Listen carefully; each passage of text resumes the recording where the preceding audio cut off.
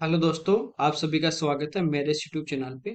हम लोग इस वीडियो में एक मॉक टेस्ट सॉल्व कर रहे हैं जिसका पहला क्वेश्चन हमें दिया है कि n एक अपने पास संख्या है जो दी गई है कि factorial 1 plus factorial 2 plus factorial 3 और कहाँ तक है फैक्टोरियल 50 तक। पूछा है कि किस संख्या से पूरी तरह ये जो पूरी संख्या n है ये डिवाइड होगी, ठीक है, किससे डिविजिबल होगी। देखिए, यहाँ पे आप देखोगे ऑप्शन आपके पास ए बी डी तीनों क्या है, इवन नंबर है जो पॉसिबल नहीं है, क्योंकि जब भी आप इनका सम देखते हो, यदि फैक्टोरियल आपने पढ़े हैं, यदि फैक्टोरियल आपने 6 तक भी पढ़े हैं तो आपको पता लग जाएगा कि यूनिट डिजिट क्या आएगा। ठीक है, जैसे फैक्टोरियल 1 का मतलब क्या हुआ, फैक्टोरियल 1 का मतलब क्या है, 1। फैक्टोरियल 2 का मतलब क्या है, 1 इंटू 2। 3 का मतलब है 1 इंटू 2 इंटू 3, यानी जो भी संख्या फैक्टोरियल में है उसको 1 से लेके वहां तक गुणा करना है, ठीक है, कंटिन्यूअसली। ऐसे फैक्टोरियल 4 की बात करें तो ये होगा 1 इंटू 2 इंटू 3 इंटू 4, यानी एक नंबर आगे बढ़ेगा। तो फैक्टोरियल 1 होता है 1, 2 होता है 2, 3 होता है 6, 4 होता है 24। फैक्टोरियल 5 की यदि अपन बात करें तो ये होगा 120। फैक्टोरियल 6 की बात करें तो ये होगा 2 720, ठीक है। तो यहाँ पे देखिए, अब फैक्टोरियल 5 है, इससे बड़ा कोई भी आप फैक्टोरियल ले लीजिए, उसका यूनिट डिजिट इकाई का अंक क्या आएगा, जीरो आएगा ही आएगा। और सारे क्या है, प्लस में चल रहे हैं। तो जब इनको ऐड करेंगे, एक और दो तीन, तीन और छह नौ, नौ और चार 13, बाकी सब में जीरो आएगा। तो कितना भी फैक्टोरियल चाहे आप 1000 तक लो चाहे 1 लाख तक लो, यूनिट डिजिट उनका क्या रहेगा, 3। तो जब इकाई का अंक 3 है तो ये ओड नंबर आएगा, विषम संख्या होगी। और जब ओड नंबर अपने पास होगा, विषम संख्या होगी, तो उसमें ना 12 का भाग जाएगा, ना 16 का, ना 30 का, उसमें केवल किसका भाग जाएगा, 9 का। ठीक है, बाकी चेक भी कर सकते हो आप कि यहाँ पे देखिए अंकों का योग, उसमें यदि 6 का भाग जा रहा है तो संख्या में जाएगा। तो यहाँ पे 1 और 2 3, 3 और 6 9, तो इसमें 9 का भाग जाएगा।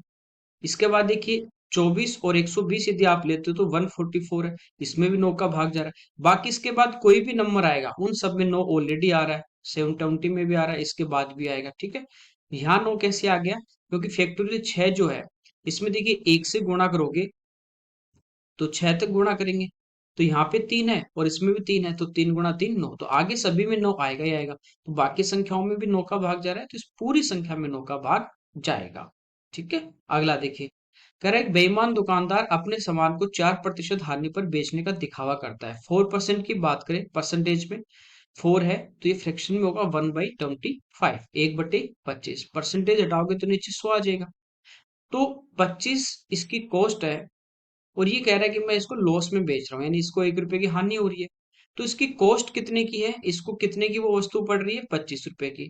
और ये सेल कितने में कर रहा है, एक की हानि हो रही है तो सेल कर रहा है 24 में। ठीक है, यहाँ तक कह रहा है वास्तविकता में, रियल में क्या कर रहा है कि वह सामान पैक करते समय 1000 ग्राम की जगह 900 ग्राम में पैक कर रहा है। ठीक है, जब हम दुकान पे लेने जाते हैं तो वो कहते हैं ये 1 किलो सामान है, 1000 ग्राम है, 1000 ग्राम हमें बोल के देता है और हम 1000 ग्राम के हिसाब से पे करते हैं। वो सेल कर रहा है, जबकि उसकी उस पे कॉस्ट कितनी एक्चुअल में, तो कॉस्ट है 900 ग्राम की, क्योंकि पैक तो उसने 900 ग्राम में किया है। तो दे कितना रहा है, 900 ग्राम, यही कॉस्ट लगेगी। ले कितना रहा है, 1000 रुपए। ठीक है, आप इसको 9 रुपए 10 रुपए मान सकते हो, आप इसको 900 1000 लो, आप इसको 90 100 लो, जो मर्जी है वो ले लीजिए। ठीक है, क्योंकि रेशियो में है, सेम रेशियो में। अब देखिए जो कट रहा है उसको हम काट देंगे, 2 जीरो से 2 जीरो कटेंगे, 5 से कटेगा 5 बार, 5 से कटेगा 2 बार। ये कॉलम में आपको काटना है, क्योंकि इनको यूं मल्टीप्लाई करेंगे और फिर इनका रेशियो लेंगे, तो बाद में सिंप्लीफाई करें या पहले करें, बात एक ही है। ठीक है, तो यहाँ पे देखिए ये कट रहा है 3 से 3 बार और ये 3 से 8 बार। ये हमारे पास आ गया 5 गुना 3 15, ये आ गया 16। 15 में वो उसकी लागत है खरीद रहा है, और 16 में सॉरी बेच रहा है। तो कितने का प्रॉफिट हुआ, 1 का। प्रॉफिट किस पे निकालते हैं, कॉस्ट प्राइस पे जो 15 है, इंटू 100। तो 6 बार, 15 छिकी 90, 10/15 बचेगा, यानी 10 कटेगा 5 से 2 बार, 15 कटेगा 3 बार। तो इसका आंसर आ जाएगा 6 से 2/3%। ओके, अगला देखिए, कह रहा है कि गीत राग ताल ने म्यूजिक शॉप खोलने के लिए 4000 6000 और 2000 रुपए का निवेश किया, ये इन्वेस्ट कर रहे हैं। प्रत्येक 4 महीने के अंत में, ठीक है, एवरी 4th मंथ के बाद ये बात कर रहा है, एवरी 4 मंथ्स की, कि गीत है वो 1000 रुपये निवेश कर रहा है, यानी 1000 रुपये वो और बढ़ा देगा। जैसे पहले 4 थे तो अब 5 हो जाएंगे। राग है, ये 1000 रुपये निकाल रहा है और ताल 3000 रुपये लगा रहा है, तो साल के अंत में किस अनुपात में लाभ बांटेंगे? देखिए, जो इन्होंने पहले इन्वेस्ट किया है 4, 6 और 2, और बाद में जो भी ये निकाल रहे हैं या ऐड कर रहे हैं, सब में देखिए 3 जीरो है। तो ये मैंने आपको पार्टनरशिप में पढ़ाया था कि सिंप्लीफाई जो हो रहा है उसको काट दीजिए। हमें खाली रेशियो से मतलब होता है। 3 जीरो सभी की कट रही हम काट दें। हो सकता है किसी में 2 ही जीरो हो, किसी की 3 हो, उस कंडीशन में सब में जितनी कट रही है वही काटनी है। अब देखिए, एक अपने पास है गीत, एक अपने पास है राग और एक ताल। गीत ने कितने इन्वेस्ट किए? 4 रुपए। कितने महीने के लिए? 4 महीने के लिए। क्योंकि 4 महीने बाद वो क्या होगा, 1 रुपया और निवेश करेगा। तो ये तो 4 महीने रहेंगे। 4 महीने बाद क्या होगा, एक और बढ़ा देगा तो 5 रुपए हो जाएंगे। ये भी 4 महीने तक रहेंगे, क्योंकि एवरी 4 मंथ्स की बात कर रहा है, तो 8 महीने हो गए। एक साल में यानी 12 महीने। तो अगले 4 महीने के लिए 6 रुपए रहेंगे। ये इसके टोटल रहेगा। ठीक है। राग की बात करें अपन, तो इसने 6 रुपए लगाए 4 महीने। 4 महीने बाद ये क्या कर रहा है, 1 रुपया निकाल रहा है। 3 जीरो कट गई, अब एक ही बचेगा। तो बचे कितने? 5। ये कितने महीने? 4 महीने। ठीक है। फिर अगले 4 महीने बाद वापस एक निकालेगा, बचेंगे 4। ये 4 महीने, ये रेशियो आ जाएगा। ठीक है। ताल की बात करें तो इसने 2 रुपए इन्वेस्ट किए थे 4 महीने के लिए। उसके बाद क्या हुआ, 4 महीने बाद ये 3 रुपए और इन्वेस्ट कर रहा है, तो 2 से कितने हो जाएंगे? 5। फिर 3 और इन्वेस्ट करेगा तो 5 से 8, कितने? 4 महीने। ये हम यहाँ से इनका रेशियो निकाल लेंगे। ये जो भी रेशियो आएगा वो हमारे पास किसका आएगा? प्रॉफिट का आएगा। यहाँ पे देखिए, ये हो गया 16, ये हो गया 20 और ये हो गया 24। ठीक है। तो ये हमारे पास कितना हो गया? 20 और 24, 44 और 16, 60। सेम ही ये देखिए, 4 गुना 4, 5 गुना 4, 6 गुना 4, ये भी 60 है। यहाँ पे देखिए, ये हो गया 8, ये 5 गुना 4, 20, 8 28, और ये 8 गुना 4, 32, 32 और 28, इस पे कितना आ गया? 60। तो सभी का रेशियो यहाँ से इक्वल आ गया, 1:1:1। तो इनका प्रॉफिट किस रेशियो में बटेगा? 1:1:1। ठीक है। अगला देखिए, 300 मीटर की रेस में बी ए से 10 मीटर आगे खड़ा है। जैसे 300 मीटर की इनको रेस करनी थी, ए और बी को। तो बी को क्या किया, 10 मीटर आगे खड़ा कर दिया कि भाई तू 10 मीटर आगे से दौड़ेगा, फिर भी मैं तेरे को पीछे से पकड़ लूंगा, तेरे बराबर रेस को कंप्लीट करूंगा। तो बी अपनी रेस यहां से स्टार्ट करेगा और ये ए स्टार्टिंग पॉइंट से करेगा, जिसमें ए बी को 10 मीटर या 2 सेकंड से हरा देता है। देखिए, ये एक साथ रेस स्टार्ट होती है। ये 10 मीटर आगे खड़ा, ये अपनी रेस यहां से करेगा। जैसे मान लीजिए 8 बजे रेस स्टार्ट होनी है, तो बी यहां से करेगा, ए यहां से करेगा। ए दौड़ता हुआ यहाँ फिनिशिंग लाइन पे आ जाता है और अपनी रेस खत्म करता है। जैसे ये रेस खत्म करता है तो इसने देखा कि बी जो है वो पहुंच ही नहीं पाया, इसके आगे से स्टार्ट करके भी नहीं पहुंच पाया। वो इससे 10 मीटर पीछे ही है, यानी ये इसको 10 मीटर से हरा दिया। तो यहां से देखिए, जितने समय में ए ने स्टार्टिंग से लास्ट तक पूरी 300 मीटर कवर की है, ए ने कितनी कवर की है? 300 मीटर। उतने टाइम में बी कितनी दौड़ पाया? 10 मीटर तो आगे खड़ा था, 10 से हार गया, यानी 20 कम दौड़ पाया। उतने ही समय में बी दौड़ पाया 280। टाइम सेम है। टाइम सेम हो तो आपको पता है कि स्पीड और डिस्टेंस दोनों का रेशियो क्या रहता है? सेम। ठीक है। तो यहां से देखिए, सिंप्लीफाई करेंगे, इनका रेशियो आ गया 15:14। ये इनकी स्पीड का भी है, ये इनकी डिस्टेंस का रेशियो भी है, क्योंकि समय क्या है? बराबर। अब देखिए, यहाँ पे कह रहा है कि ए है वो बी को 10 मीटर से हरा देगा, यानी जब ए यहाँ पे पहुंचा तो 10 मीटर ये पीछे था, या 2 सेकंड से हरा देगा। इसका मतलब क्या हुआ, ये मैंने आपको रेस वाले में पढ़ा दिया है। इसका मतलब ये है कि दूरी की बात करें तो 10 मीटर से हारा है। समय की बात करें तो जब ए यहाँ पे पहुंचा उस टाइम बी यहाँ पे था, तो बी को यदि 2 सेकंड और दे दिए जाते तो ये यहाँ पे अपनी रेस को कंप्लीट कर लेता। इसका मतलब ये 10 मीटर दौड़ने में बी को कितना टाइम लग रहा है? 2 सेकंड। तो इसकी स्पीड आ जाएगी 5 मीटर पर सेकंड। हमें पूछिए ए की, तो ये जो स्पीड आई वो बी की है। रेशियो में बी की स्पीड का कितना है? 14 इसके वैल्यू है, और 15 का अपने को मान निकालना है। ठीक है। तो ये आ गया 75 डिवाइड बाई 14। कोई दिक्कत नहीं। तो 14×5 = 70 और बचे 5/14। तो ये इसका आंसर आ जाएगा, 5 से 5/14, सी इसका आंसर। अगला देखिए, जब दो संख्याओं को d से विभाजित किया जाता है, जैसे एक n1 मान लीजिए, एक n2, दो नंबर है, इनको किससे डिवाइड कर रहे हैं? d से। डी से जब डिवाइड करें तो जो अपने पास रिमाइंडर आएगा, शेषफल आएगा, जब n1 में डी का भाग दिया तो 60 आ गया, n2 में दिया तो 65 आ गया। इसका मतलब ये जो डी है 60 शेष बच रहा है। जब भी अपन किसी संख्या को नंबर से डिवाइड करते हैं तो जिस नंबर से डिवाइड करें उससे कम ही बचेगा, क्योंकि उससे ज्यादा बचेगा तो और भाग चला जाता। तो इसका मतलब क्या हुआ कि डी जो आपका है वो 60 और 65 से क्या है, बड़ा है। ठीक है, तो ये ऑप्शन तो हट गया। यदि दोनों संख्याओं के योग को डी का भाग देते तो 32 प्राप्त होता है। जब भी इस टाइप का क्वेश्चन हम करते हैं कि पहले किसी संख्या में भाग दिया, जैसे मान लीजिए 13 का, तो 5 बचा, फिर उस संख्या का वर्ग करते हैं तो शेषफल कितना आएगा, तो हम जो पहले वाला जो रिमाइंडर होता है 5, उसी का स्क्वायर करते हैं 25, फिर उसमें 13 का भाग देंगे, जितना बचता है वही हमारा आंसर होता है। क्यों होता है, ये नंबर सिस्टम में हम पढ़ते हैं। ठीक है, तो यहाँ पे देखिए पहले वाले शेषफल है, दोनों नंबर ऐड कर रहा है तो इन दोनों शेषफल को आप ऐड कर दीजिए। ये कितना हो गया, 125। इसमें जब डी का भाग दे रहे हैं तो कह रहा है शेषफल 32 ही बच रहा है। शेषफल कितना बचा, 32। इसका मतलब बाकी में तो पूरा पूरा जो भी नंबर था भाग गया। तो 125 में से 32 हम क्या कर देंगे, माइनस कर देंगे। तो 132 माइनस किया तो हमारे पास क्या आ गया, 93। तो ये हमारे पास आ गई डी। यानी इस संख्या में आप 93 से डिवाइड करोगे तो 93 में तो भाग जाएगा, उससे ज्यादा जो नंबर है वही तो आपके पास बचेगा। ठीक है, अगला देखिए। कह रहा है कि दो पाइप ए और बी तरंताल को 2 और 3 घंटे में भर सकते हैं। ए जो पाइप है ये किसी टैंक को भर रहा है 2 घंटे में, और बी जो पाइप है वो भर रहा है 3 घंटे। कह रहा है दोनों पाइप को एक साथ खोल दिया गया, एक मजदूर दोनों पाइप खुला छोड़ के चला गया और जितने समय में भरना था उतने समय बाद वापस आया। पहले यहां तक देखिए, ये 2 घंटे में, ये 3 घंटे में, तो ये भरेंगे कब, वो हम समय निकाल लें। तो पहले देखिए यहाँ पे इनका एलसीएम लेंगे, 2 और 3 का 6, ये टोटल हमारे पास कैपेसिटी आ गई। इसके बाद हम 1 घंटे का निकालें। 1 घंटे में पानी भरेगा 3 लीटर, बी 1 घंटे में भरेगा 2 लीटर। दोनों मिलकर जब साथ साथ खोल दिए गए ए और बी तो 6 लीटर भरना है। दोनों 1 घंटे में 3 और 2 5 भर रहे हैं, तो इनको टोटल टाइम कितना लगा, 6/5। ठीक है, भाग देंगे तो एक बार पूरा पूरा आ जाएगा, 1/5। 1/5 को आप 60 से गुणा कर दीजिए, क्योंकि 1 घंटे में 60 मिनट है। तो यह आ गया 1 घंटे 12 मिनट में क्या हुआ, टैंक भर जाना चाहिए जब ए और बी को खोला जाता है। ठीक है, यहाँ पे कह रहा है जितने समय में भरना था उतने समय बाद वापस आया मजदूर। तो कितने समय बाद आया, जब वो खोल के गया और वापस आया वो टाइम था 1 घंटा 12 मिनट। लेकिन छेद के कारण वो भर नहीं पाया, उसको पता नहीं था छेद है, उसने आके देखा कि इसमें लीकेज है। उसने लीकेज को क्या किया, बंद कर दिया। वो तुरंत ताल को भरने में 24 मिनट और लगे। देखिए जब उसने लीकेज को बंद कर दिया तो अब ये 24 मिनट कौन से पाइप चले जो इसको भरने वाले थे, ए और बी। ए और बी 1 घंटे में कितना पानी भर रहे हैं, 5 लीटर। ठीक है, यानी 60 मिनट में कितना भरेंगे दोनों मिलके, 5 लीटर। तो ये 24 मिनट में कितना पानी भरेंगे वो हम निकाल सकते हैं।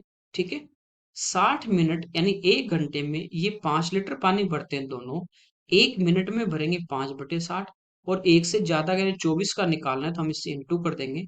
तो 5/60 इंटू 24, ये कटेगा 12 बार और ये 12 से कटेगा 2।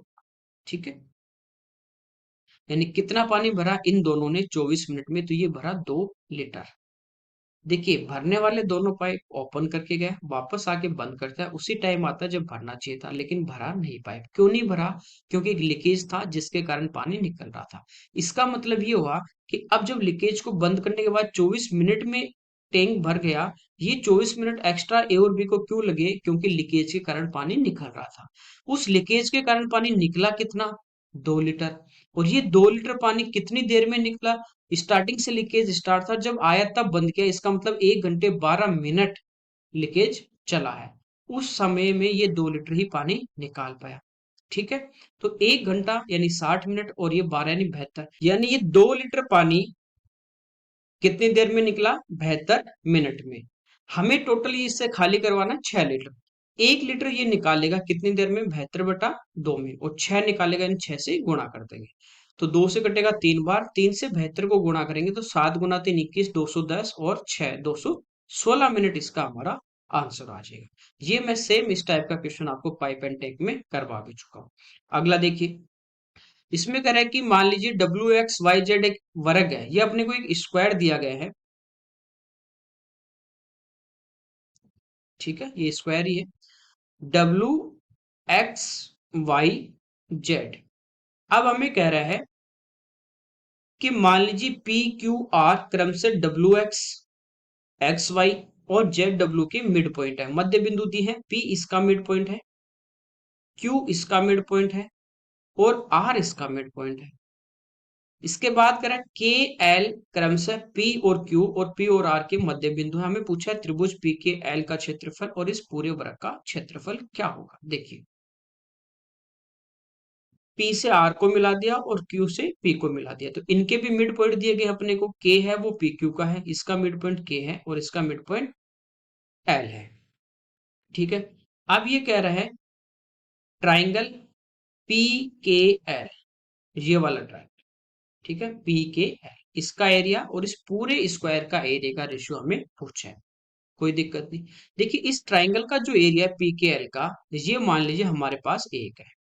ये इस पी के एल का एरिया कितना है, एक है। तो ये आप लोग पढ़ते हो कि आपके पास एक ट्राइंगल हो और इसकी दो साइड के मिड पॉइंट को मिला दें तो ये तीसरी भुजा के पैरेलल होती है और इसका हाफ भी होती है। ठीक है, ये हम निकालते हैं। अब देखिए, एरिया की बात करें, यानी ये एक होगी साइड तो ये कितनी होगी, दो, और सिमिलर होंगे दोनों ट्राइंगल। एरिया की बात करें तो वो आपको बता रखा है कि इसको जो भी दे उसका स्क्वायर करेंगे। एक का वर्ग एक होगा और दो का वर्ग चार, तो इस पूरे ट्राइंगल का एरिया कितना होगा, चार होगा। तो ये मिड पॉइंट है पी आर और पी क्यू का, इन दोनों को मिला दे आर से क्यू तो ये बड़े वाला आपके पास ट्राइंगल बन गया पी क्यू आर।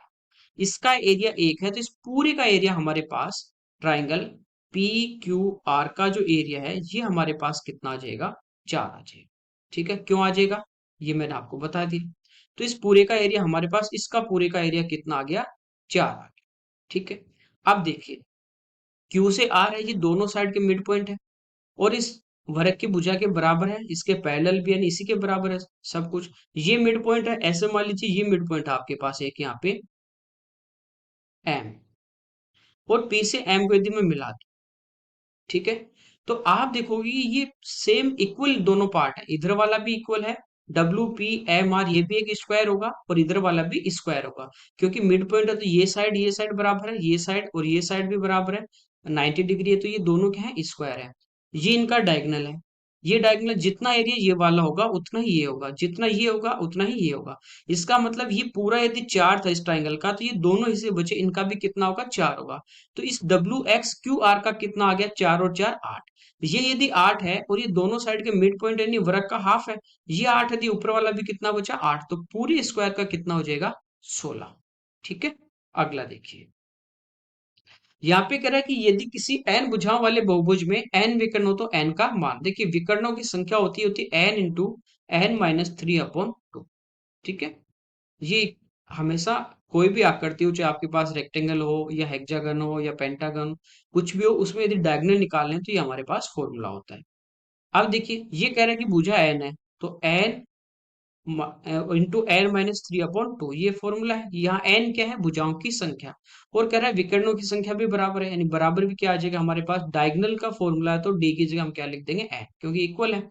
यहाँ से देखिए टू इधर आ जाएगा, एन को अंदर इंटू करेंगे तो हो गया N square minus three N equal to two N, three N आगे चला जाएगा, एन स्क्वायर इक्वल टू आ गया फाइव एन, एन से एन कटेगा तो एन का मान कितना आ गया, पांच। यानी पेंटागन जो होता है पंचभुज, उसमें भुजाओं की संख्या पांच है और उसमें विकर्णों की संख्या भी कितनी होती है, पांच होती है।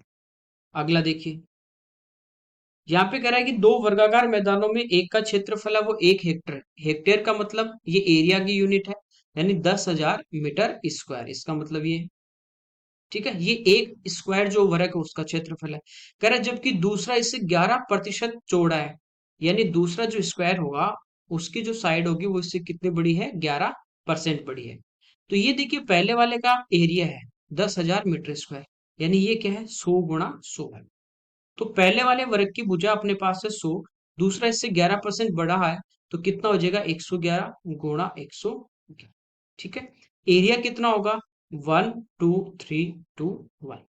तो कह रहा है कि दोनों में डिफरेंस कितने का है, तो ये 10,000 में से इसको 12,321 में से 10,000 माइनस करोगे तो कितना आ जाएगा, 2321, ये इसका आंसर आ जाएगा। ठीक है, अगला देखिए, एक घनाभ की लंबाई चौड़ाई ऊंचाई 1 2 3 के रेशियो में है, लंबाई चौड़ाई ऊंचाई को क्रमशः 100 200 200% बढ़ा जाए तो आयतन कितने गुना बढ़ेगा, परसेंटेज में पूछा है।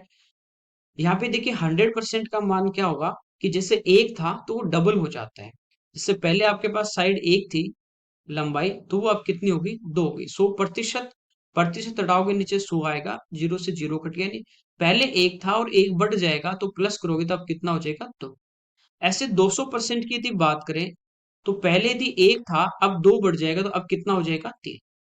ऊंचाई भी 200 यानी 1 से 3। तो ये एक गुना एक आ गया, और ये 6 और 6 गुना 3 18।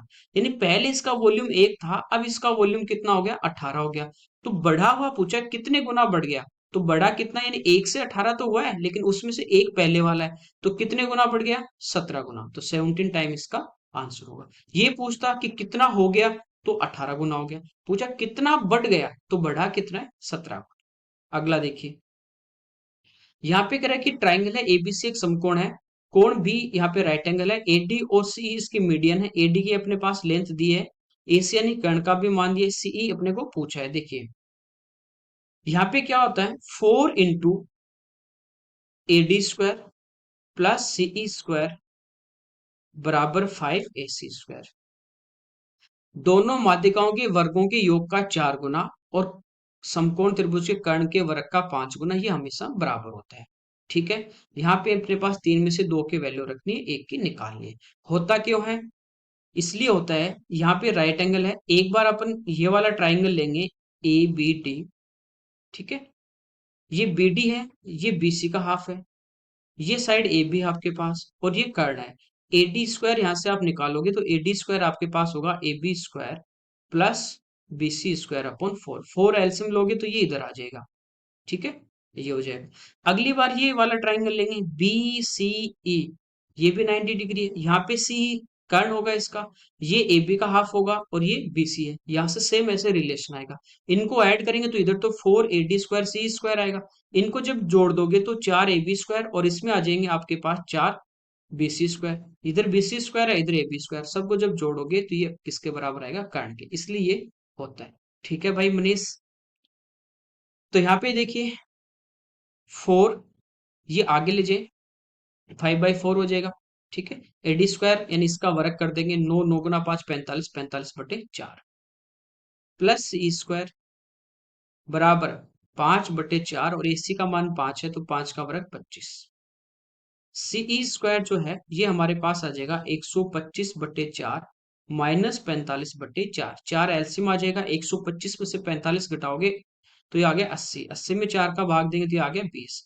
CE² 20 है तो CE कितना आ जाएगा, ये आ जाएगा 2√5, क्योंकि जब इसका रूट लेंगे 4 गुना 5, 4 में से 2 बाहर आएगा, अंदर कितना बचेगा, 5 बचेगा। अगला देखिए, P sin theta plus Q cos theta equal A है, P cos theta minus Q sin theta B है। देखिए इसका मान पूछा है, आप ध्यान से देखोगे कि ये A और B के मान दिए हैं, साइन और कोस में है, ये प्लस में है, ये माइनस में। स्क्वायर करेंगे तो ये +2AB आएगा, ये -2AB आएगा, जब ऐड करेंगे तो दोनों टर्म कैंसिल हो जाएंगे, और A² plus B² sin² plus cos² 1 होता है। ठीक है, तो बस इनका होल स्क्वायर करना है। इधर होगा P² sin² theta plus Q² cos² theta plus 2PQ sine into cos theta, और इसमें अगले का वर्ग करके जोड़ देंगे तो ये हो जाएगा P² cos² theta plus Q² sin² theta minus 2PQ sine into cos theta बराबर आपके पास आ जाएगा A² प्लस B²। तो यहाँ पे देखिए ये वाली टर्म हमारी क्या होगी, कट गई, कैंसिल हो गई। अब इधर आपके पास P² sin² थीटा, इधर है P² cos² थीटा, दोनों में P² कॉमन लेते हो तो यहाँ पे बचेगा sin², यहाँ बचेगा प्लस cos² जो 1 हो जाएगा, प्लस यहाँ Q² cos² है, यहाँ पे Q² sin², तो यहाँ भी Q² कॉमन लोगे तो ब्रैकेट में बचेगा cos² प्लस sin² जो 1 हो जाएगा। ठीक है, बराबर आ गया A² प्लस B², ये हमारे पास आ गया। अब ये पूछा है, इसको देखिए एक बार देखते हैं, Q प्लस B और P माइनस A है नीचे, तो ये हमारे पास एलसीएम आएगा Q plus B into P minus A, ये इधर इंटू हो जाएगा तो ये p प्लस ए है और इंटू होगा p माइनस ए, तो a plus B into A minus B यानी A square minus B square, ये बनेगा P square minus A square plus same इधर ये फॉर्मूला बनेगा, तो Q square minus B square. अब देखिए P square plus Q square, इसका मान है A square plus B square, और minus A square minus B square, तो ये सारे कट जाएंगे, जीरो अपॉन ही आएगा, तो इसका आंसर आ जाएगा जीरो। ओके, अगला देखिए, यहाँ पे कह रहा है कि दो उम्मीदवारों ने एक चुनाव में विजेता उम्मीदवार को हारने वाले, दो उम्मीदवारों के एक चुनाव में विजेता उम्मीदवार को हारने वाले उम्मीदवार से कुल मतों का 18% मत अधिक मिले। जैसे मान लीजिए 100 थे, इसमें एक विनर कैंडिडेट है और एक लूजर कैंडिडेट है, जो भी डिफरेंस देता आपको कि इतने का डिफरेंस रहा, उसको एक बार 100 में से हटा दो 18, बचा हुआ आपके पास कितना बचा है 82, उसको अपन इक्वल बांट दें तो 41 41 मिलेंगे, यहाँ तो डिफरेंस नहीं है। अब ज्यादा किसको मिलेंगे, जीतने वाले को, तो जो डिफरेंस है वो इधर ऐड कर दीजिए, तो इसको मिले अपने पास 59, इसको मिले 41, तो डिफरेंस कितने का आ गया 18 का। हारने वाले उम्मीदवार को 2,05,000 मत मिले, कितने मिले 2,05,000, ये कितने का मान है अपने पास 41 का। हमें पूछा है विजेता उम्मीदवार को कितने मत अधिक मिले, तो डिफरेंस कितने का 18, तो 18% की हमें वैल्यू निकालनी है। ये 5 बार कट रहा है देखिए डायरेक्ट, तो ये हो जाएगा 5,000, 18 गुणा 5 90, तो ये आ जाएगा 90,000 इसका आंसर। अगला देखिए, इसमें कह रहा है ए बी और सी में लाभ इस प्रकार बांटा जाता है कि ए का 4 गुना, ए है इसका 4 टाइम, ये बराबर है बी का 6 टाइम, बी के 6 गुने के बराबर, और सी के 11 गुने के बराबर, ये आपस में सारे बराबर है, हमें इनका रेशियो निकालना है। तो ये हम रेशियो प्रोपोर्शन में पढ़ चुके हैं। ए का निकालना, तो इसको एक बार छोड़ो, इन दोनों कोफिशिएंट को मल्टीप्लाई करो, 6 गुना 11 66, बी के लिए बी का छोड़ दीजिए, इन दोनों को इंटू करो, 11 गुना 4 44, सी के लिए सी वाला छोड़ दीजिए, इन दोनों को गुणा कीजिए, 4 गुना 6 24, ठीक है। 2 से कटेगा 33 बार, 2 से कटेगा 22 बार, और 2 से कटेगा 12 बार, तो ये हमारा इसका आंसर आ जाएगा डी, 33:12:12। अगला देखिए, कह रहा है एक महिला अपने संचित सेवों में पहले ग्राहक को आधे सेव और आधा सेव अतिरिक्त देती है, बचे हुए स्टॉक में से दूसरे ग्राहक को आधे सेव और आधा सेव एक्स्ट्रा, यह क्रिया चौथे ग्राहक तक दोहराती है, यानी 4 तक वो देती है। इसके बाद कह रहा है उसके पास 15 सेव बच गए, तो मूल सेवों की संख्या। एक तरीका ये है कि आप ऑप्शन से इसको कीजिए, ठीक है। जैसे मान लीजिए 250 है, तो पहले को आधे देगी 125, फिर उसका आधा देगी, इस टाइप से कर सकते हैं ऑप्शन से। तो इसमें ऑड नंबर आपको लेके चलना, इवन नहीं लेके चलना। या फिर ऑप्शन से नहीं चलते तो सबसे बेस्ट है कि आप इसको पीछे से रिवर्स से स्टार्ट कीजिए। जैसे 4 ग्राहक इसके पास है, 4 ग्राहक को ये सेव देती है, और लास्ट में क्या होता है इसके पास 15 से बच जाते हैं। ये कब बचे होंगे, जब इसने चौथे को, जो भी इसके पास स्टॉक था, ठीक है, चौथे ग्राहक को इसने आधा दिया है स्टॉक, उसके बाद आधा सेव इसने और दिया है, यही तो प्रक्रिया होगी। तो लास्ट में इसके पास 15 बचे ना, तो इस 15 में अपन जोड़ देंगे कितना 0.5, आधा सेव, तो ये हो गया 15.5। और ये कह रहा है कि देखिए ग्राहक को आधे से और आधा सेव अतिरिक्त दे रही है, तो यहाँ पे ये जो स्टॉक बचा है इधर यदि अपन बात करेंगे, तो ये हमारे पास कितना आ जाएगा 15.5। आई बात समझ में। देखिए लास्ट में इसके पास 15 बचे, कब, जैसे चौथे ग्राहक को क्या होगा, जो भी इसके पास बचे हुए थे ना उसमें से ये आधा दे देती है, ठीक है, फिर आधा सेव और देती है, तो ये जो भी स्टॉक इसके पास था उसमें से आधा यानी उसका 15.5 दे दिया, बचे कितने 15.5 ही बचेंगे, लेकिन उसका आधा सेव और दे देगी तो बचेगा कितना 15 तो बचेगा, समझे। जैसे पहले ग्राहक को उसने आधे सेव दे दिए, तो आधे सेव और बचेंगे स्टॉक का, लेकिन उस आधे में से आधा सेव और दे रही है, तो उसके बाद जो बचा वो आधा जोड़ने के बाद ही तो हाफ स्टॉक आएगा, तो ये हाफ इसमें मैंने जोड़ दिया 15 में, तो ये उसका हाफ स्टॉक आ गया, और इधर भी हाफ आएगा, तो ये टोटल यहाँ पे अपन देखें 15.5 15.5, तो ये हमारे पास 31 हो गए, यानी तीसरे कस्टमर को देने के बाद उसके पास कितने सेव बचे थे 31 बचे थे, ठीक है। अब कहानी क्या हुई कि तीसरे को वो क्या करती है, आधा स्टॉक देगी और आधा सेव देती है, 0.5 यानी आधा देगी, इसके बाद 31 बचे, तो ये 31 इधर ऐड कर दोगे तो आधा स्टॉक आ गया 31.5, और इधर भी 31.5। अब देखिए 31 31 कितना हो गया 62, और 0.5 यानी 1 ये हो गया 63। सेकंड वाले को यहाँ पे 0.5 यानी आधा दिया होगा, उसके बाद 63 बचे हैं, तो 63 इधर लेके आ जाइए, 63.5, 63.5। ठीक है। पहले की बात करें तो देखिए 63 का जो डबल होगा, ये हमारे पास कितना आ गया, 126 और 0.5 127। ये क्या है, आधा सेव देने के बाद उसके पास स्टॉक बचा था, उसका आधा ये दिया, फिर आधा सेव दिया, फिर ये बचे, तो ये 127 इधर लेके आई, 127.5। तो स्टार्टिंग वाला स्टॉक ये था। 127 का डबल करेंगे 254, और आधा एक, तो ये आ जाएगा 255 सेव इसके पास थे। तो आपको रिवर्स से इसमें चलना होता है।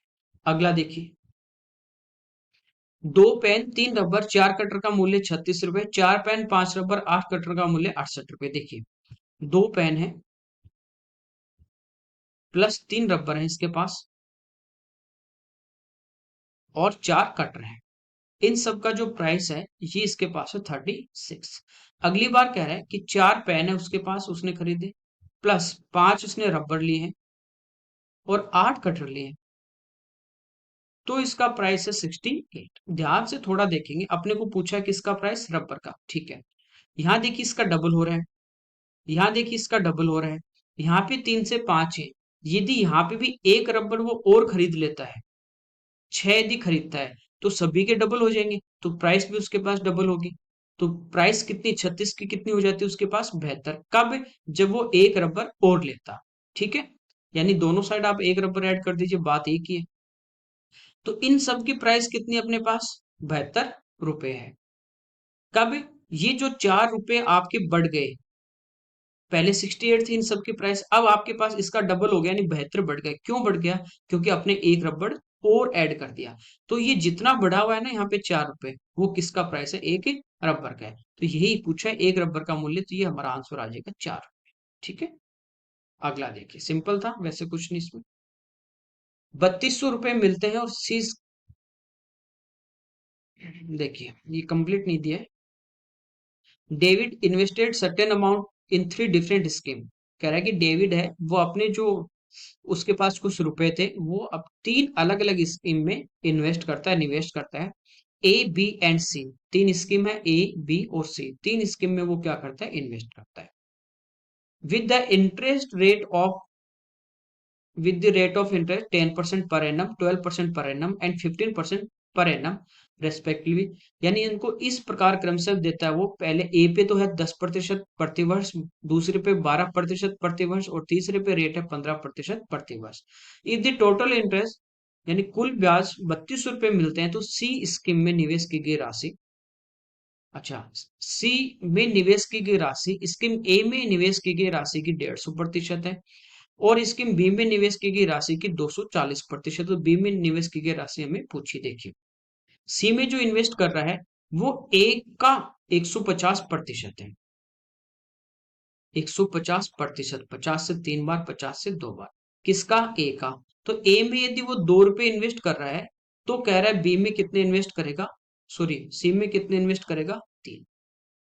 और ये जो राशि है सी में जो इन्वेस्ट कर रहा है, वो बी का 240% है, तो 240% फ्रैक्शन में चेंज कर लीजिए, ये आप इनको 100 मान के भी कर सकते हैं, ये ए में 100 है, बी में 100 है, उससे कोई फर्क नहीं पड़ने वाला। तो 2 से 12 बार, 2 से 5 बार, यदि बी में यदि वो 5 रुपए इन्वेस्ट करेगा, तो सी में वो कितने इन्वेस्ट कर रहा है, 12 रुपए। ठीक है यहां तक। तो सी में 2 बार है, इसको हम इक्वल बना लेंगे, तो इसको 4 से गुणा कर दें, तो ये हमारे पास रेशियो आ जाएगा कि ए स्कीम में जैसे उसने 8 रुपए इन्वेस्ट किए, बी में उसने 5 किए, और सी में उसने कितने रुपए इन्वेस्ट किए, 12 रुपए। तो कह रहे हैं इसको कुल मिला के 3200 रुपए मिले, और बी वाली अपने को अमाउंट पूछा है। देखिए 8 रुपए यहाँ पे अपने पास प्रिंसिपल था, इस पे रेट 10% थी, ये रहा आपके पास एक है, तो यहाँ से ये ब्याज मिलेगा, प्लस यहाँ पे रेट आपके पास 12% है, टाइम 1 ईयर है, अपॉन 100 ये इंटरेस्ट मिलेगा। यहाँ पे रेट 15% है, टाइम 1 ईयर है, अपॉन 100 ये इंटरेस्ट मिलेगा, और ये टोटल आ गया 3200 रुपए। ये 100 एलसीएम है, 100 सभी में है, तो ये आगे आ जाएगा। ये देखिए हो गया, 8 गुना 10 80, 12 गुना 5 60, और 15 गुना 12 180। 180 और 60 240, और 240 में अपन 80 जोड़ देंगे 320। तो 320 का मान हमारे पास आ गया 3200 गुना 100। तो एक रेशियो का मान आ जाएगा, 320 का भाग देंगे तो एक बार कटा, ठीक है। यहाँ बचे 10 गुना 100। तो एक रेशियो का मान आ गया हमारे पास 1000। बी का मान पूछा, बी में कितना इन्वेस्ट किया 5, तो एक का मान 1000 है तो 5 का मान कितना आ जाएगा 5000। ठीक है, अगला देखिए। यहाँ पे दिए sine x upon 1 plus cos x sine x upon 1 minus cos x बराबर 4 है। और थीटा जो है, यहाँ पे ये कहना चाह रहा है कि थीटा का जो मान है वो 0 डिग्री से बड़ा है और 90 डिग्री से छोटा है।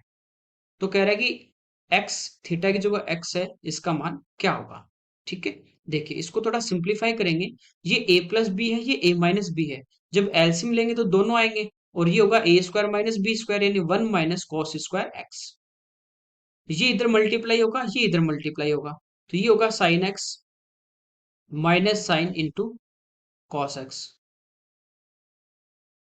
प्लस इधर होगा साइन एक्स माइनस, अच्छा, plus sine x into cos x. तो ये वाली टर्म हमारी कट गई। ऊपर आ गया 2 sin x, नीचे आ गया 1 माइनस कोस स्क्वायर यानी साइन थीटा, यानी sine square x. Sine square का यानी एक टर्म यहाँ पे आपका कट जाएगा साइन एक्स से। तो ये हमारे पास आ गया 2 अपॉन साइन एक्स, और 2 अपॉन साइन बराबर में कितना है 4, 2 से भी कट जाएगा 2 बार। तो 1 अपॉन साइन क्या होता है कॉसेक। कोसेक हमारा आ गया 2, कितने डिग्री पे होता है 30 डिग्री पे, तो ये इसका आंसर आ जाएगा। अगला देखिए। यहाँ पे दिया कि थीटा का मान 0 से बड़ा है 90 से छोटा है, टेन थीटा ये दिया है। ये आप लोग सिंप्लीफिकेशन में पढ़ते हैं, प्लस में हो या माइनस में। इस संख्या के हम टुकड़े कर लेते हैं 6 के फैक्टर, कि जिनमें एक का डिफरेंस हो, तो वो होंगे 2 और 3। प्लस में चल रहा है तो बड़े वाला आंसर होता है, माइनस में चल रहा है तो छोटे वाला होता है, ठीक है। बाकी इसका फॉर्मूला मैंने आपको बता रखा है, कि यदि ऐसी संख्या नहीं होगी जिनमें एक का डिफरेंस हो, तो ये हमारा कितना आ जाएगा कि टेन थीटा जो है ये हमारा आ गया कितना 3। हमें पूछा है सेक स्क्वायर थीटा का मान। तो ये आपको पता है कि 1 प्लस टेन स्क्वायर थीटा बराबर होता है सेक स्क्वायर थीटा, यानी इसका मान निकालना है। यहाँ पे देखिए टेन थीटा 3 है, तो टेन स्क्वायर कितना हो जाएगा 9, और प्लस 1 कर देंगे तो सेक स्क्वायर कितना आ जाएगा, इसका आंसर 10 आ जाएगा। ठीक है, कोई दिक्कत नहीं। बाकी इसका फॉर्मूला पता ही है आपको, 4x+1 ये अंडर रूट में प्लस माइनस 1/2। एक्स यानी जो यहाँ पे रूट में संख्या चल रही है वो 6 है, तो 6 गुना 4 24, और एक 25, 25 का रूट आएगा 5। प्लस चल रहा है तो आपको प्लस लेना है, माइनस चल रहा है तो माइनस लेना है, तो यहाँ से भी आप निकाल सकते हो 3। ठीक है, अगला देखिए। 50 संख्याओं का औसत 38। वो एवरेज से क्या मतलब होता है, यानी 50 जो नंबर है वो बराबर बराबर 38 38 38 38, हम ऐसा बोल सकते हैं। एवरेज यानी सब में बराबर बांटना। दो संख्या थी, एक 45 एक 55, इनको निकाल दिया उस ग्रुप से। शेष बची संख्याओं का एवरेज देखिए, एक 45 गई एक 55 गई, तो टोटल कितना कम हो गया 100 कम हो गया। यदि वो संख्या दोनों 38 और 38 चली जाती तो कोई फर्क नहीं पड़ता, जितना उनके पास था एवरेज में वही तो लेके जा रहे हैं, तो बाकी सही में रहता। लेकिन यहाँ पे देखिए 38 और प्लस 38 का मतलब कितना हो गया 76, यदि वो चला जाता तो सॉरी फर्क नहीं पड़ता। कितना ज्यादा वो साथ में लेके गए 24। तो यदि वो 24 साथ में ज्यादा लेके तो वो 24 इधर अब क्या हो जाएगा कम हो जाएगा। कितनी संख्याओं पे 50 थी, दो चलेगी, बची कितनी 48, तो 48 संख्याओं में ये क्या होगा सभी में बराबर कम हो जाएगा। तो 24 से कितने बार कट रहा है 2 बार। तो 1/2 यानी 0.5 है, वो सभी का क्या होगा एवरेज कम हो जाएगा। तो पहले वाला 38 था, अब हो जाएगा 37.5। अगला देखिए। डीआई का दिया है, कह रहा है कि दिए गए पाई चार्ट में 3 लाख स्नातक हैं, ग्रेजुएट अपने को दिए हैं, वर्गवार और राज्यवार। चार्ट 1 में तो कहा कि कौन से किस स्ट्रीम में है, जैसे बीसीए है, बीए है, बीकॉम है, ठीक है। और चार्ट सेकंड में स्टेट वाइज दिए हैं। पूछा है कौन से राज्य में पुरुष स्नातकों की संख्या अधिकतम, मैक्सिमम पूछा है कि मेल ग्रेजुएट है वो मैक्सिमम किस स्टेट से हैं। पहला हमें दिया एमपी। एमपी की बात करें तो यहाँ पे 15% तो टोटल है ग्रेजुएट। 3 लाख, 3 लाख का 15% कितना हो जाएगा 45,000। 3 लाख है, इसका 15% निकालोगे, 2 जीरो आपके कट जाएंगी। 15 गुना 3 45, और 3 जीरो 45,000 टोटल ग्रेजुएट हैं। एमपी में, और उनका रेशियो है मेल और फीमेल का 8 और 7 के अनुपात में, 8 7 15। मेल अपने को पूछे हैं, पुरुष हमें निकालने हैं, तो ये कितने हैं 8, 8 से गुणा कर देंगे, 15 से कटेगा 3 बार, 8 3 24, तो यहाँ पे तो है 24,000 मेल ग्रेजुएट। इसके बाद हम महाराष्ट्र की बात करें, महाराष्ट्र में देखिए टोटल कितना है, एमएच 12%, तो 12 × 3 36,000, टोटल ग्रेजुएट 36,000 है। और महाराष्ट्र में जो रेशियो है वो 11 और 7 के अनुपात में, 11 7 18, इससे डिवाइड करेंगे, 11 से गुणा कर देंगे, तो ये हमारे पास कितने आ जाएंगे 22,000। हमें पूछा है मैक्सिमम, तो अभी तो यही है। तीसरा तमिलनाडु, तमिलनाडु की बात करें अपन, तो ये 11% ग्रेजुएट है, तो 3 लाख का 11, 11 × 3 33,000 है। रेशियो में हमें कितना दिया तमिलनाडु में, 13 और 9 यानी 22। हमें पूछा है इसका मेल यानी 13 निकालने, तो 11 से 2 और 11 से 3, 2 से कट जाएगा 15 बार, 1500, और इसको हम 13 से गुणा कर देंगे। 45 4 15 4 19, ये आ गया 19,500। लास्ट देखते हैं केरला, तो केरला की बात करें तो यहाँ पे कितने 13%, तो 13 × 3 39, ये तो टोटल ग्रेजुएट है। और रेशियो में आप देखोगे केरला में, तो ये 6 और 7 के अनुपात में, 6 7 13 से डिवाइड करोगे, 6 से इंटू कर दोगे, तो ये हमारे पास आ गई 18,000। तो मैक्सिमम किस में है, ये है एमपी में, तो ये इसका आंसर आ जाएगा मध्य प्रदेश। अगला देखिए, इसमें कह रहा है कि जिन 4 राज्यों में स्नातकों की संख्या अधिकतम है उनमें कुल महिला स्नातकों की संख्या ज्ञात करना है। देखिए 4 राज्य जिनमें हाईएस्ट ग्रेजुएट है, तो सबसे ज्यादा ग्रेजुएट है 15% किसमें, एमपी में, इसमें सबसे ज्यादा है 15%।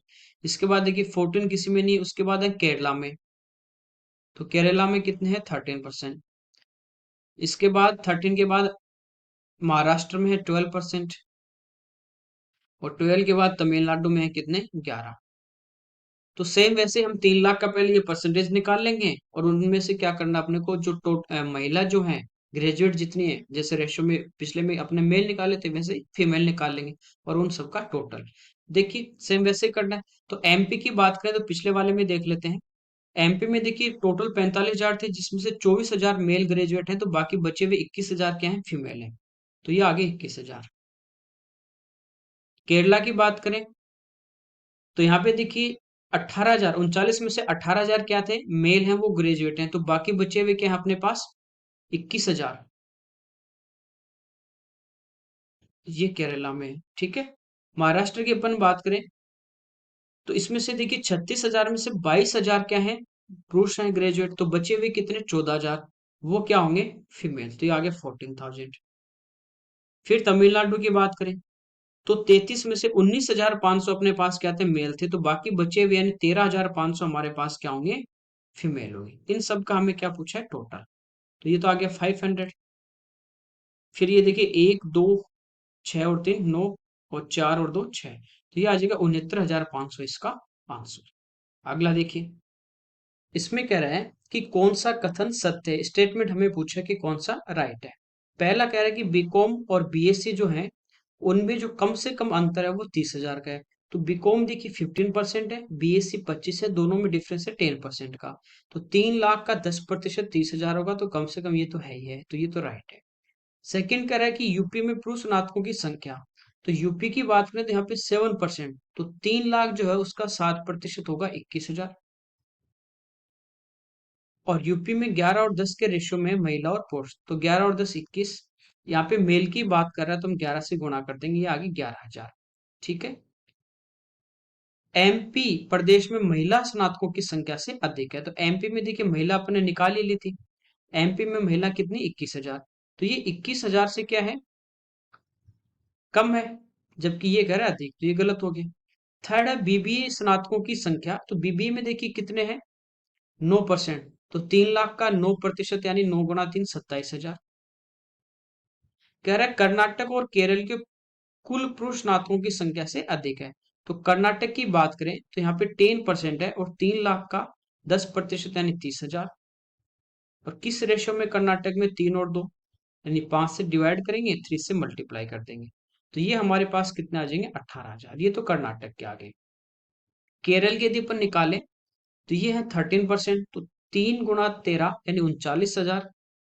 और इनको हम डिवाइड कर देंगे किस रेशियो में, 6 और 7, यानी टोटल 13 और 6 से गुणा कर देंगे, तो ये भी हमारे पास कितने आ गए, 18,000। तो दोनों स्टेट में टोटल जो मेल ग्रेजुएट है वो है 18 और 18 36,000। जबकि ये कह रहा है कि बीबी वाले ज्यादा है, तो ये गलत। चौथा है कि एक से अधिक कथन सत्य है, ये भी गलत। इसका आंसर आएगा ओनली 1। ठीक है, अगला देखिए। देखिए इसमें कह रहा है कि मोनिका अपनी आय का 72% खर्च करती है और उसकी आय 20% बढ़ जाए और बचत 15% बढ़ जाए, तो पूछा है खर्चे में कितना परसेंटेज की बढ़ोतरी होगी। देखिए इनकम जो होती है, आय, ये होती है एक्सपेंडिचर प्लस सेविंग, बचत। ठीक है, 72 वो खर्च कर रही है, तो बचाएगी कितने, यदि परसेंटेज की बात करें 100 होगा, 100 होगा, 100 में से 72 खर्च कर दिए 100 रुपए में से, तो उसने बचाए कितने, 88, 28 रुपए बचे। टोटल कितना है, 16। रेशियो की बात करें तो देखिए 4 से कट जाएगा 7 बार, ये 4 से कट जाएगा 18 बार। ठीक है, तो ये हो गया 18 7 25। यदि हम रेशियो की बात करें कि 7 उसके पास सेविंग है, तो खर्चा 18 है, टोटल इनकम 25 है। यहाँ पे कह रहा है कि इनकम 20% बढ़ गई, यानी ये जो 25 भाग है प्रत्येक 20-20% बढ़ेगा, यानी इधर भी प्रत्येक 20-20% बढ़ेगा, तभी तो बढ़ेगा। तो अब देखिए बचत जो है वो कितनी बढ़ी, 15%। तो 7 भाग पे 15-15 बढ़ गया, तो 15 संति 105। तो यहाँ पे अपने पास बढ़ा 105, जबकि बढ़ना कितना चाहिए, 25 गुना 20। ठीक है, 500 बढ़ना चाहिए, बढ़ा कितना यहाँ पे 105 ही, तो बाकी बचा हुआ किस पे बढ़ेगा, इस 18 पार्ट पे बढ़ेगा। तो ये अपन माइनस कर देंगे, तो ये हमारे पास कितना आ गया, 395। कितने पार्ट पे बढ़ेगा, 18 पे, तो इसको 18 से डिवाइड कर देंगे। 2 बार भाग जाएगा 36, 3 बचेंगे 35। ठीक है, फिर इसमें भाग देंगे, 2 बार जाएगा नहीं, 1 बार, बचे कितने, 19। यहाँ पे देखिए कितनी बार भाग चला जाएगा, अच्छा 17 बचे ना यहाँ पे, 17 बचे। अब इसमें यदि पॉइंट और अपने उतार लिया 0, तो 170 में कितने बार भाग चला जाएगा, 9 बार।